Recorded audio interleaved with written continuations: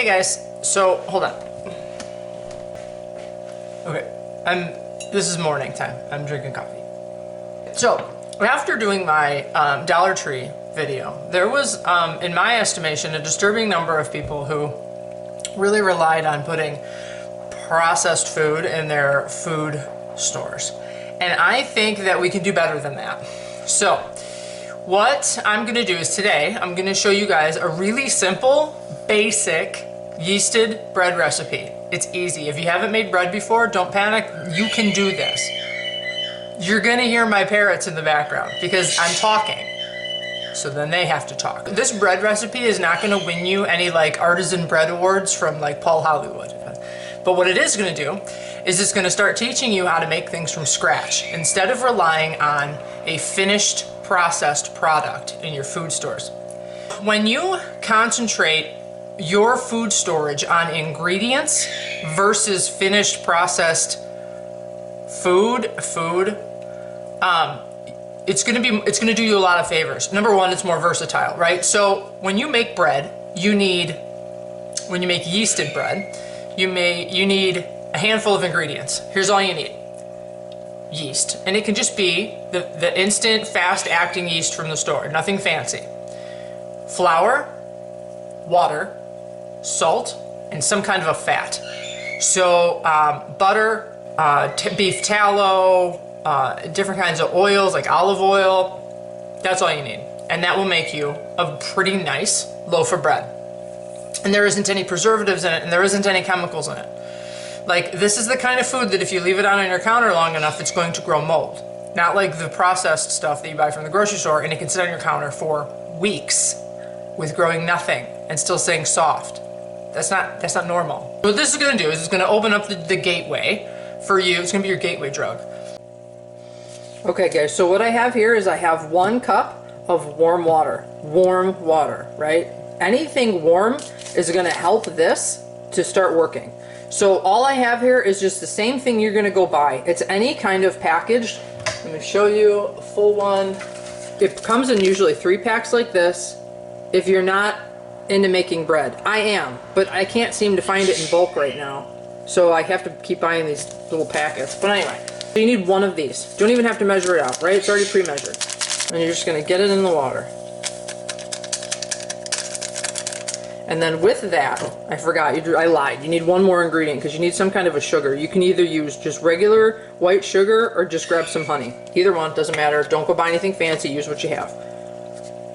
Then you're gonna put like, I don't know, like a tablespoon in here. I don't even measure it. Okay? And then I just take a fork and kind of zhuzh it up a little bit just so that the sugar and the yeast can kind of hang out. So why put the sugar in there? So sugar feeds the yeast quickly. And it kind of gets it activated a little bit faster than just putting the yeast in the water. Okay, so that's all it's for. This is what it looks like when it's blooming. See how it's bubbly looking? Like it's got a foam on top? That means it's active and it's good to go. You can set it aside. With your dry ingredients, you're gonna measure your flour, which you're gonna measure 3 cups. Ish. Don't even get nuts about like getting it perfect. I don't. There, 3 cups of flour. I don't weigh it out by volume. I don't do any of that stuff, right? I just get it in the bowl. To this, you want to add your salt. And you're going to add like, I don't know, a teaspoon-ish. Put it in there. I don't even measure it. Let me get a whisk. Salt and flour mixed up. Done. So now, to this, I'm going to add my fat. That looks good. So I kind of count to 3 or 4. I guess it would be like a tablespoon. If you had to measure it out, it's going to be about a tablespoon. To that, I'm going to put my yeast and water in there. You're going to mix this until you get to a certain thing.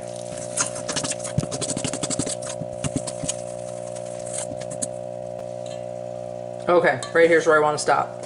So it's not really wet anymore, but it's still, like if you pushed it, you could feel that there's moisture in here. Now you want to get your hands in there. So make sure your hands are clean.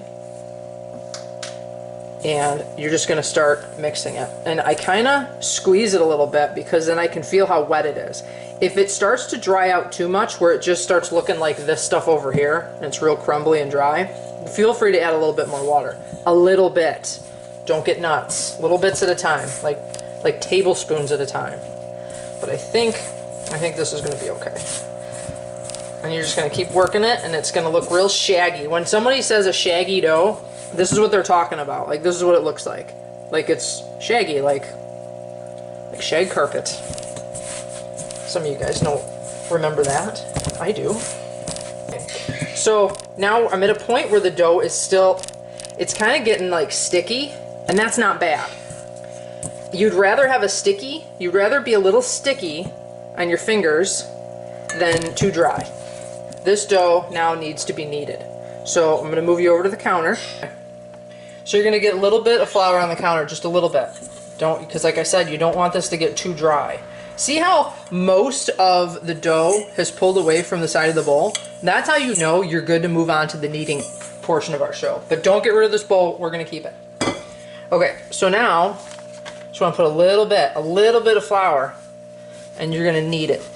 There's no magical like way to do this. You just get in there and squish it around a bunch. You're gonna take the bottom of your hand, you just kind of push, and pull it back and push. Give a little squeeze, whatever you gotta do. Like, see how how it looks right now? If I pull it up like that, like, and if I pull it, it'll just rip, right? Like, it looks real, like it's gonna break. We don't want that. We'll get to this point of elasticity, and that's where we want to be. So you're just, it's gonna take a minute, guys. This is not a quick, the kneading thing is not super fast.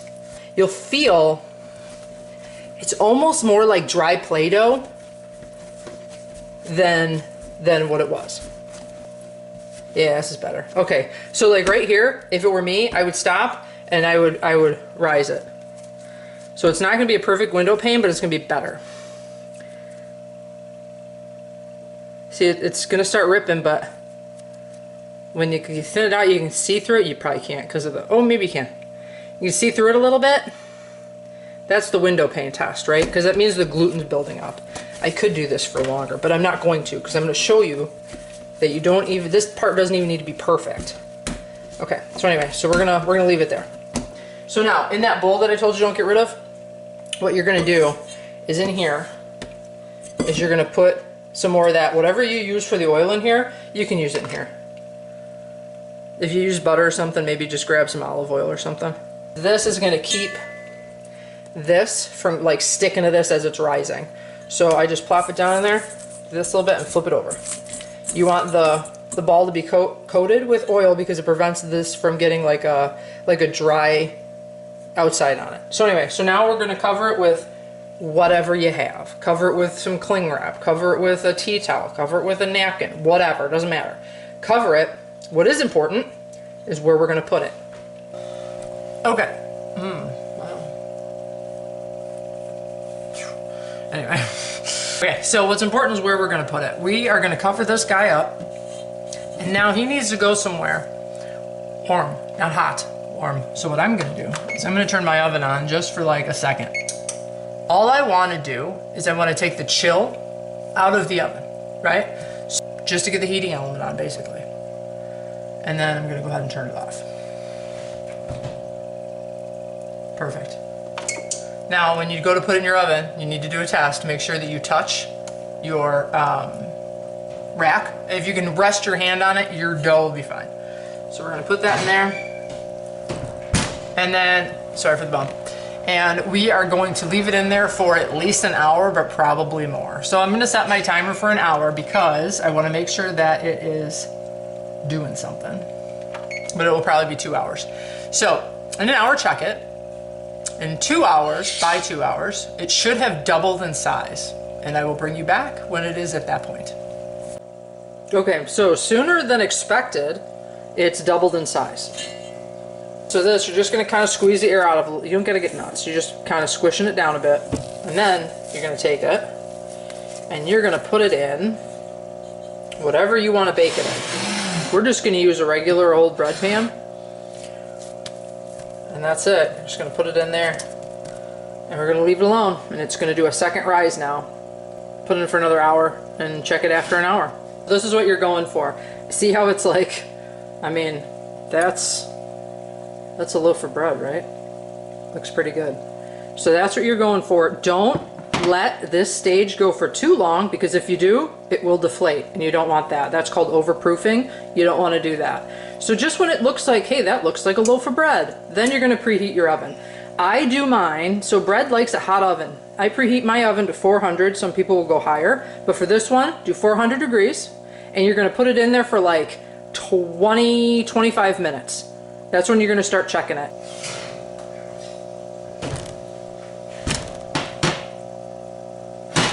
I am thinking this is done. Now, how do you know for sure? Because it's brown, but is it done? So here's what I'm going to tell you as a beginner. I want you to do. Get a thermometer. And it's not pretty, right? But you're just going to temp. It's definitely crusty. You're going to temp that bread. And what you want to see, I don't know if you can see that or not, it's going to be up about 190, maybe a little bit higher, but you want it to say at least 180. I encourage you to do that in the very beginning.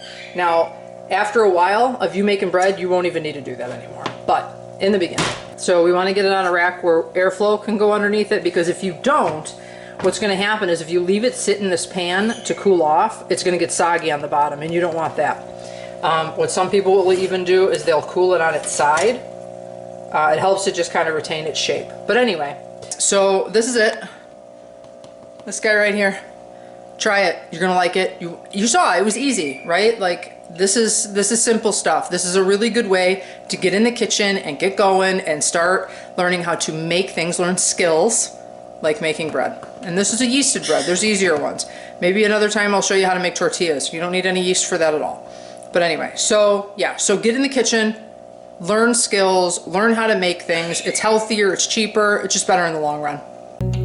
I walk with you through the great divide.